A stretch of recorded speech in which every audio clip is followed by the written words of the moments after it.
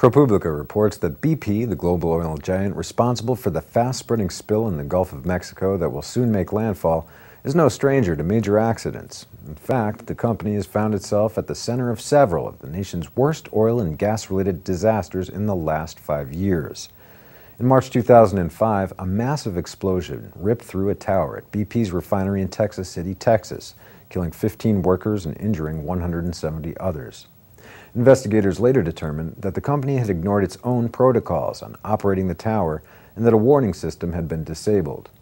The company pleaded guilty to federal felony charges and was fined more than $50 million by the U.S. Environmental Protection Agency. Almost a year after that refinery explosion, technicians discovered that some 4,800 barrels of oil had spread into the Alaskan snow through a tiny hole in the company's pipeline in Prudhoe Bay. BP had been warned to check the pipeline in 2002, but hadn't, according to a report in Fortune magazine. When it did inspect it 4 years later, it found that a 6-mile length of pipeline was corroded.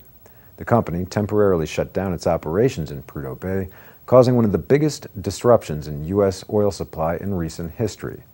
Other problems followed. There were more spills in Alaska, and BP was charged with manipulating the market price of propane. There are also indications that BP and Transocean, the owner of the Deepwater Horizon rig that burned and sank, could have used backup safety gear to prevent the massive spill now floating like a slow-motion train wreck toward the Mississippi and Louisiana coastline. The switch isn't required under U.S. law, but is well known in the industry and mandated in other parts of the world where BP operates. Investigators delving into the causes of the massive Gulf oil spill are examining the role of Houston-based Halliburton, the giant energy services company that was responsible for cementing the Deepwater drill hole, as well as the possible failure of equipment leased to British Petroleum.